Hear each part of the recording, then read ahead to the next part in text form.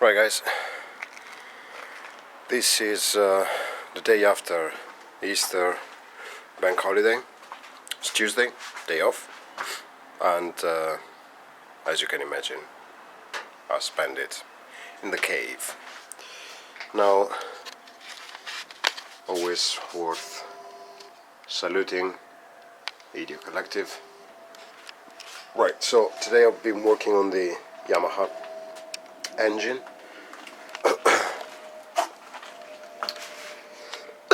Excuse me. Yesterday I took all the crankcase bolts off, upper and lower side, and I showed you. I put them there with their numbers. Right, nice in order. Again, like I wasn't following the service manual, so silly of me. So today, and I tried to gently take the two halves apart, but I didn't manage. I didn't want to force it too much. So today I went onto the belly pan, removed it, just gave it a quick rinse with the brake cleaner. Same trick. In this case I couldn't see numbers, maybe because the belly pan was a bit crowded, so I just took a picture, numbered a few in order, so took a picture and then say that one, 1, 2, 3, 4, 5, 10, whatever, 13, 14, 15, and then the middle one, 17. It was upside down, but anyway, it doesn't matter. So just I just edited the picture and then wrote the numbers around it just to have a reference for myself, just in case. Removed all the sensors, and now I'm gonna remove these last few bolts. That one, 1, 2, and 3. If you can see it, yeah, there you go. And then that should give me access. Oh, I mean, that should allow me to split the cases. Oh, by the way, better remove these towels. And yeah, so let's get cracking. Right, so I've quickly gone through the manual at long last and realized I should have removed the oil pan or the belly pan first and then everything else. So, well, I'm almost done now, but yeah, just for your knowledge. Read the manual. I'm sure you already know that.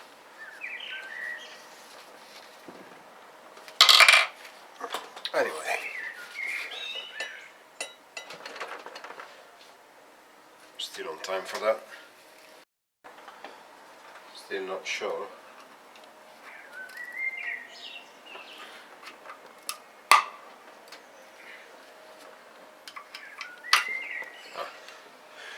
Easier than expected.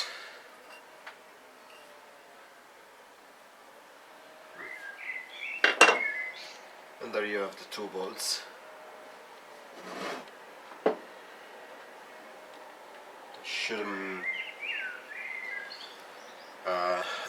They shouldn't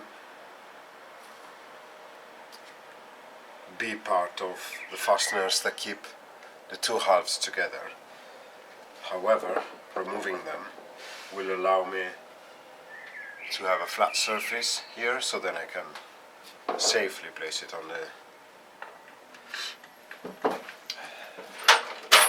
bench.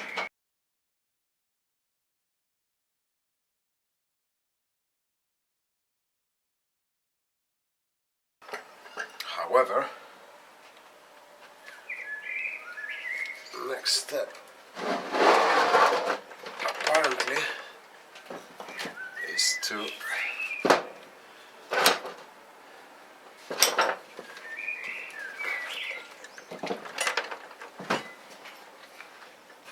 keep it upside down.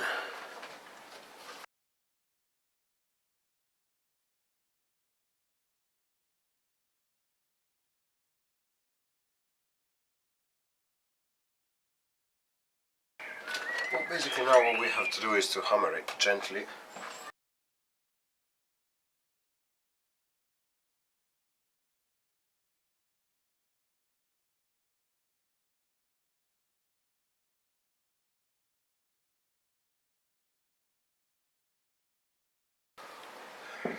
Alright, so it's gonna be a bit of hammering now, so not sure you're interested. I'll catch you later.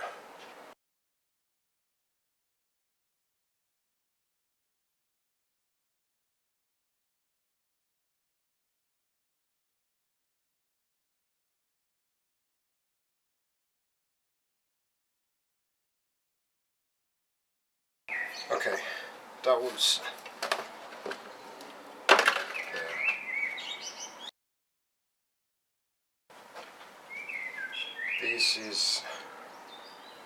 This one here is like a dust cap for the shifter, the shift shaft, sorry.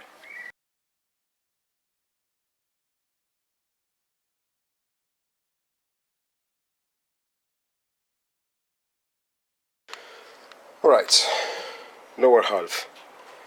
Here we have the sprocket side of the gears. So we've got one half here and one half there. These are the forks. That down there is the drum. Basically with these ones spinning, forks move left and right, guiding 1, 2 and 3 gears. Sorry, let's go back a bit. 3 gears. By guiding these three gears, they kind of connect the movement of these, either or multiple of these cogs to the shaft. Now you can see this one is free. In fact, that one is connected to nothing because it's not spinning. It's spinning freely. This one is spinning freely. This one as well. This one as well, and this one as well. Which means this is neutral. In fact, this is sort of a star shaped. There's one with half. I'm not sure I can test it now because it's in gear now. Yeah, I mean it's in neutral. However, you see here, that is the kind of half click that the neutral gives you in this particular setup. So then that means that the final drive spins free regardless of this shaft. You can see that the motion is transmitted from this shaft to there. That will spin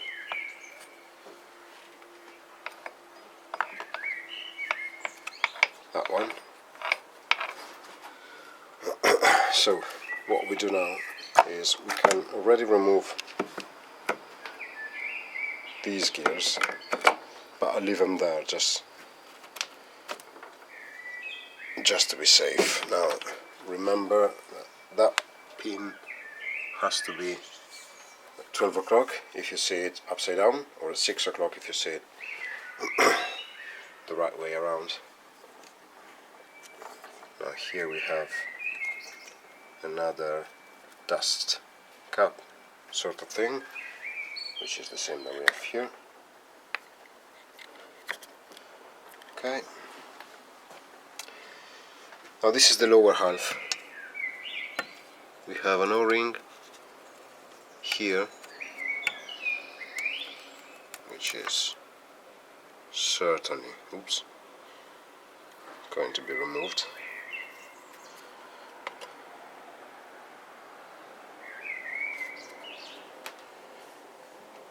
Just giving a quick overview, quick check to see if there is any problem.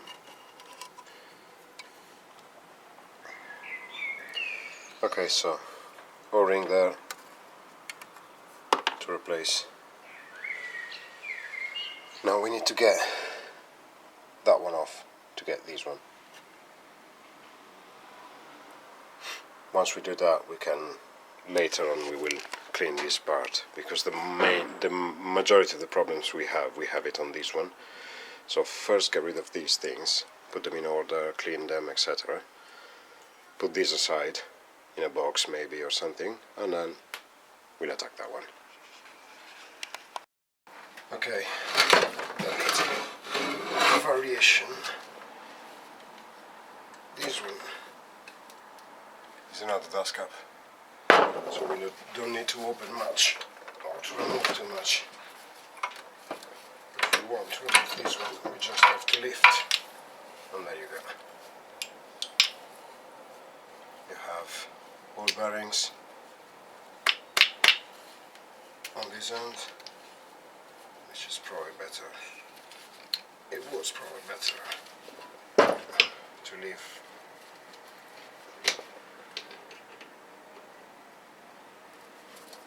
where they were.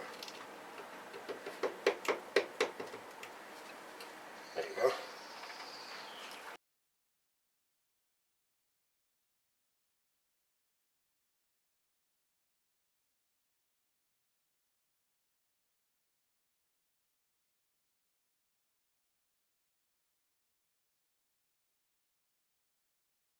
Rear, front.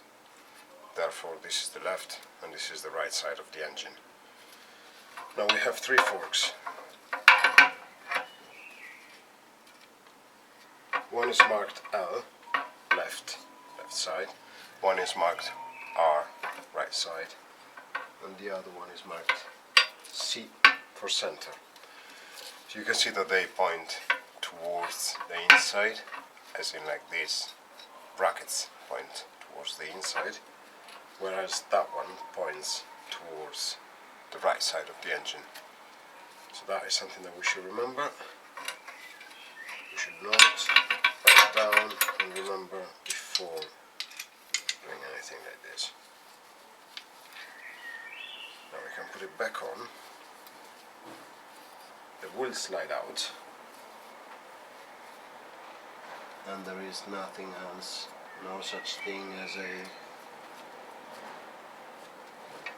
bearing or anything for that matters. So we can move these two there. Good. Now the drum, yeah? This is what it's called, I think. Okay. Right now we can work on those. Hopefully they are not too hard.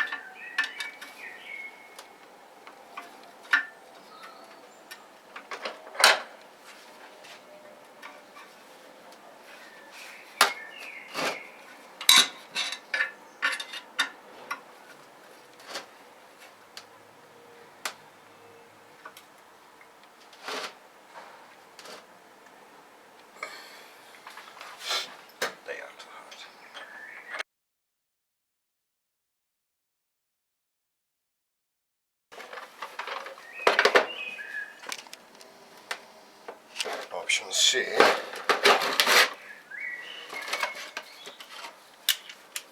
is an impact driver.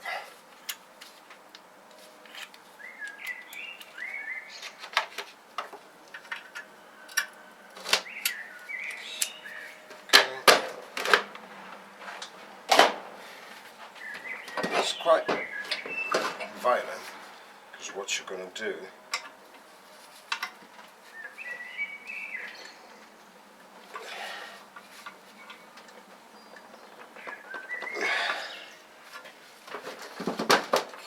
is you're going to get a mallet or a hammer,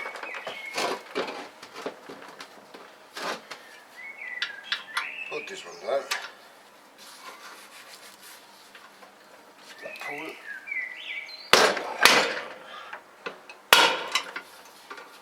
and hammer. What this does,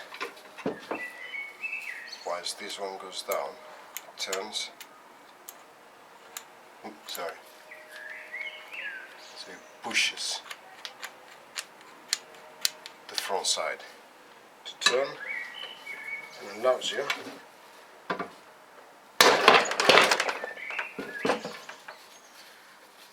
to undo screws, keeping your force pushing into the bolt, therefore not allowing the bolt, or the screwdriver for that matters, to hop back and chew into the screws. Now this one should come out fairly easily. There you go.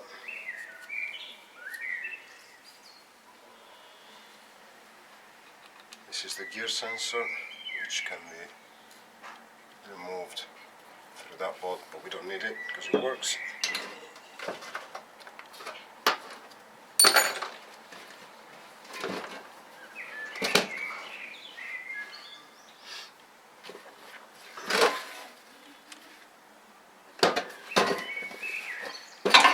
There it is, half an inch.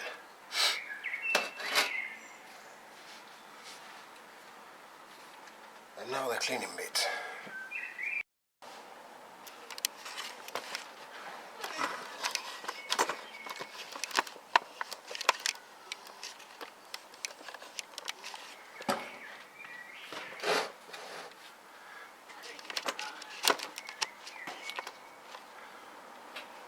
Right, we need to get the journals marked and in a bag.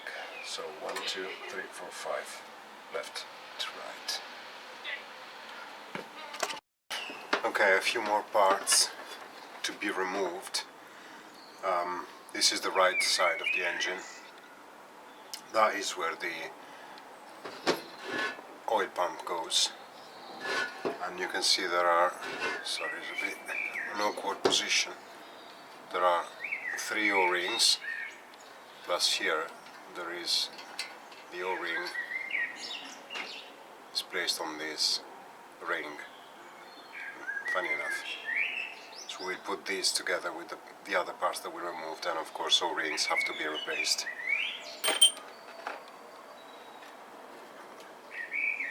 Another one. And the last one.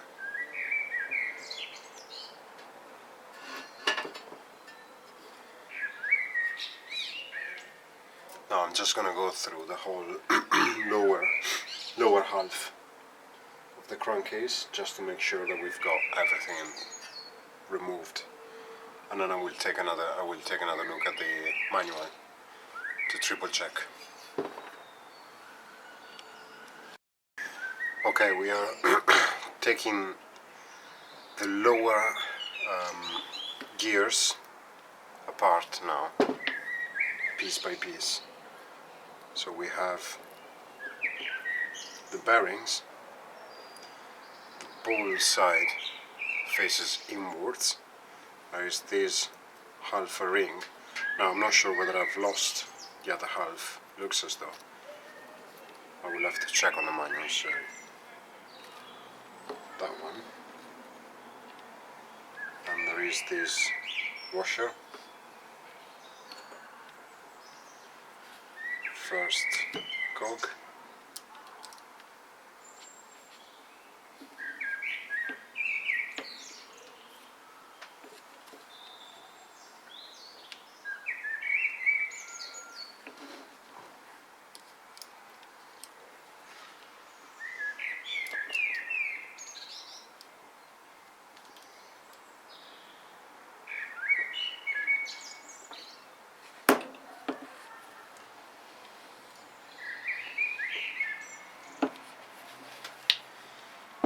And then we're stuck already. Second half, we have a massive circlip.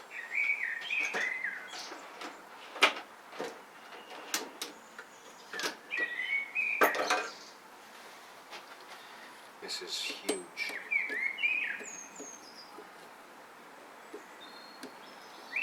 It isn't big enough for this tool though. I mean, it would be, just the tool doesn't fit. So let's move on. There you go.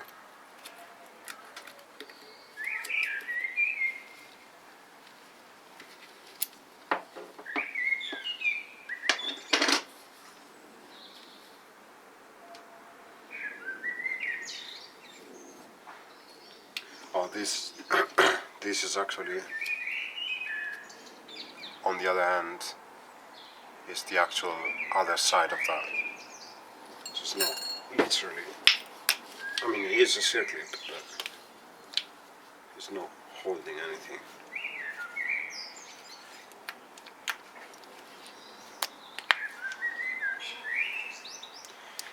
Okay, now there is this ring here. I'm not sure how to get it removed. That one there. It's not a clip because it's all around it. So we'll see that later. And without that you can't remove anything from this end, nor from that end. So I guess this is as far as we go. And it probably would also make sense to leave things where they are.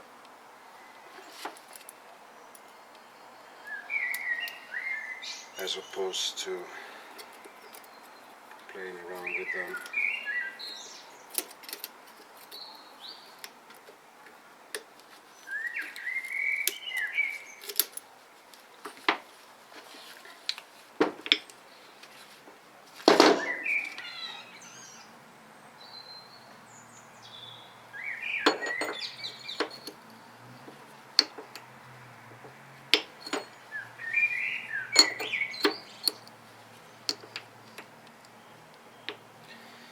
Now, funny enough, I didn't check what side goes on the top, so we'll have to check again on the video later on.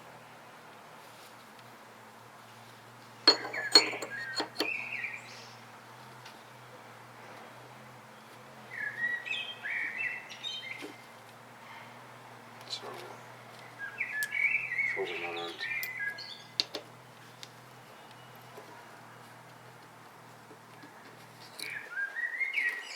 let everything go back to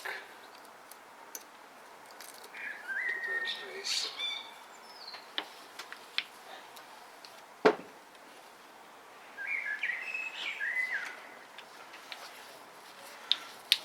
Lower half, we have a big washer on one end, it's kind of loose, and another bearing there.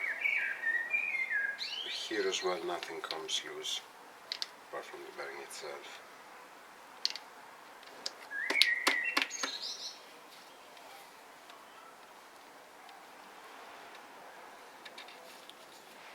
So we leave that there.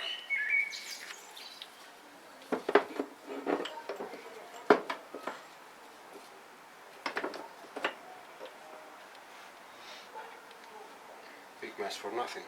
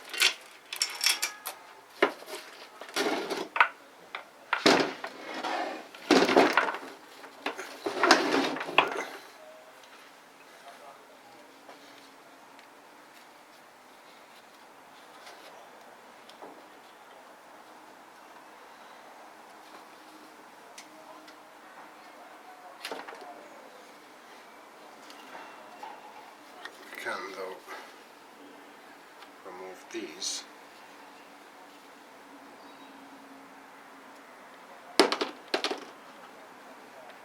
are the two extremes of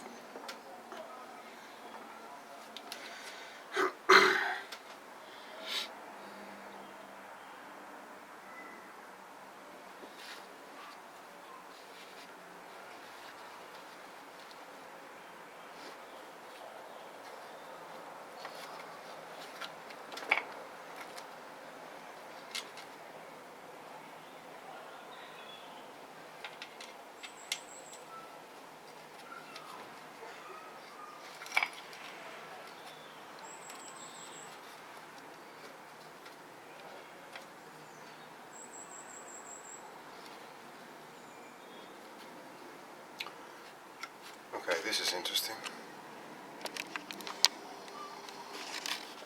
This is something I wasn't prepared for.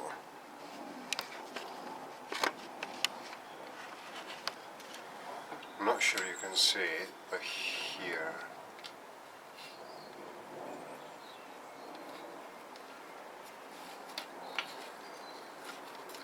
see there's that pin. Let me get something to point.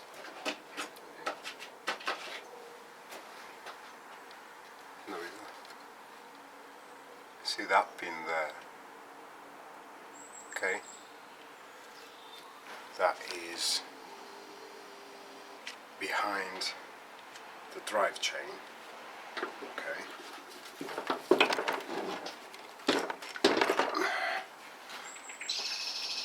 That pin there, now I'll try to keep this as still as possible. If I push it out, which now I actually can, comes out from here. I can pull it all the way away, all the way up. And this is it.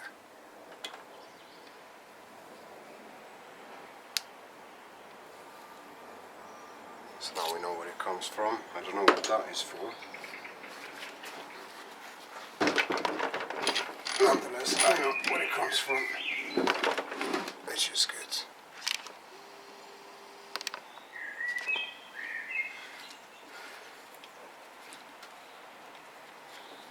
Now that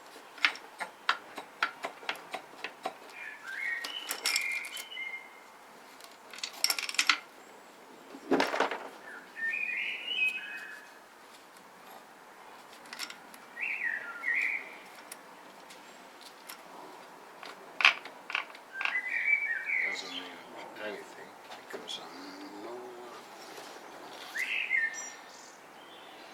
close to establish how to get that way, how to get that away.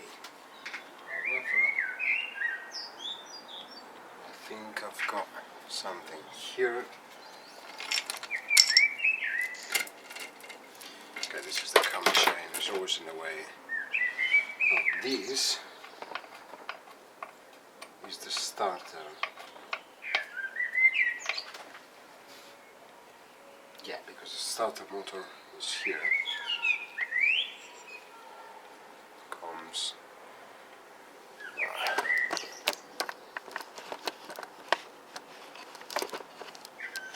from this side. You see my finger there, comes here and spins that. That one spins this way, and by doing that it can spin only one way, like this. Spins freely one way, and the other way spins together with the chain, with a drive chain, which makes the pistons move, and then the spark, etc, etc, etc. So that one has to come off somehow. I think I know. I mean, I think that they are on a bushing.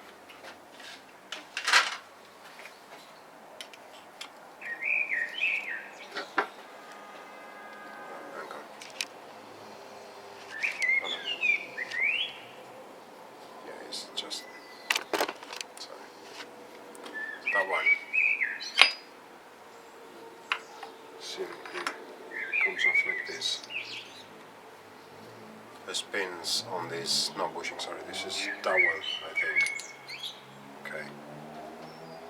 So these two stay together. There's a very simple way to keep them that way, which is some cable tie, which I'm going to apply now. I'm just going to run the cable tie inside, close it, that's safe.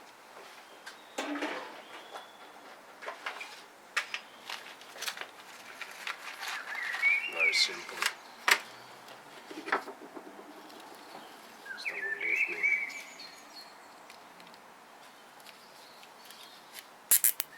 There you go.